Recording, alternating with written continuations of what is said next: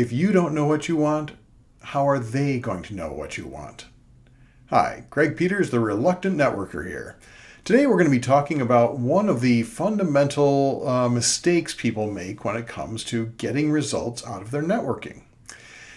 See, people will go to a lot of effort, they'll build these powerful networks, these great connections, and then when it actually comes time to get benefit from it, they fall down. Here's what happens. They're sitting down across from someone for coffee, and that other person says, "So, Bob, what can I do to help you?" And their response is one of two things. Either one, "I don't know," or two, "Just send me anybody who wants to buy my stuff." Let's look at both of those. The first one, pretty obvious why that's not going to get the results you want. I mean, "I don't know," that tells them nothing, and they are not going to put that much effort into trying to discover what you need. Now, they might if they're good networkers, but in general, most people aren't. The second one would seem pretty obvious. I mean, we want people who want to buy our stuff. But here's the problem with that. They don't know what it looks like. That person sitting across the table from you, they don't know what someone who wants to buy your stuff even looks like. We need to be much more specific about it. And it's entirely possible that they don't know anybody who would want to buy your stuff, in which case this is a wasted opportunity. So here's what you need to do in order to be successful. You need a list. You need a list of all the things that you might need, and it might not just be someone who wants to buy my stuff. In fact, I've broken it down into kind of 5 categories, and I call them the 5 S's of making requests. The first one's the obvious one, sales.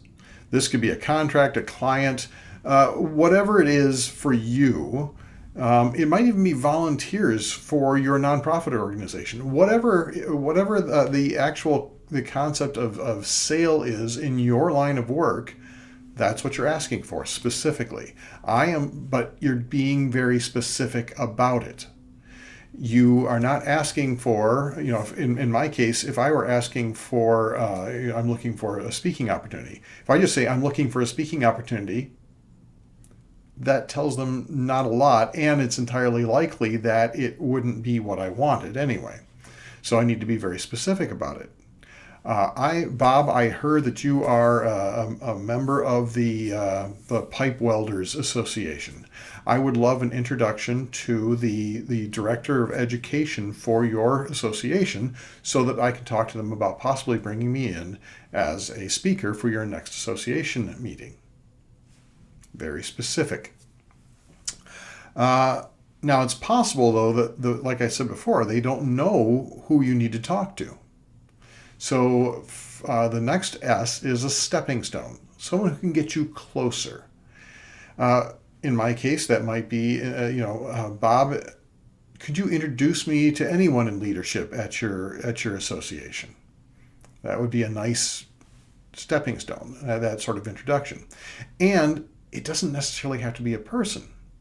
I know for some, for example, financial planners, they will actually put on like a lunch and learn, a short speaking opportunity for them is actually a stepping stone, because what they're trying to do is get people to come in so they can talk to them about financial planning and possibly at that point sign them up. They're not asking for a connection to that direct sale. They're asking for an opportunity to be in front of a variety of them. So a stepping stone can be more than just an introduction to another person. Okay, the third one is the supplier. This would be someone or something which can help you do your job better.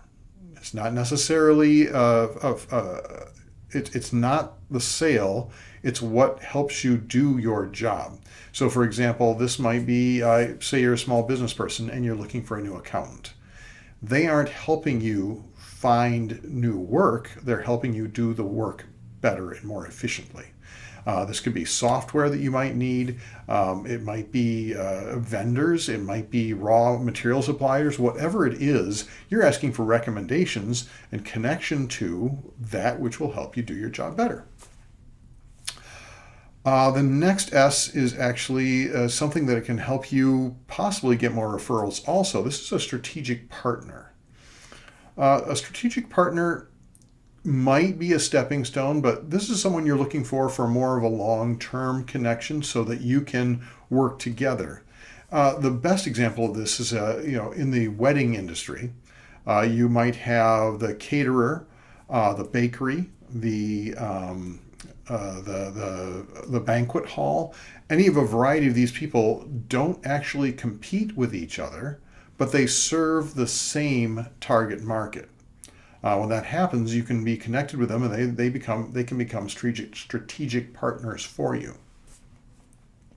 So that's the fourth S. Now the final one, it may seem silly, but it can actually take you further than you'd expect. The final S is suggestions. Now this could be any time where you are asking that other person for advice or insight or recommendations on how you can attack a problem in your life a little better. I know it seems kind of wimpy, but this is something you can ask almost anyone, even someone you've just met. And the cool thing is that quite often they will actually respond in a way that is far more than you could have asked for directly. One example I had of this, when I was first starting out in this business, I thought a good target market for me would be human relations, HR. And so a friend of mine connected me with an expert in HR whom he knew. We sat down for coffee. This is the first time we've ever met. And we just chatted, kind of got to know each other for about 15 minutes. And then she said, "So Greg, how can I help you?"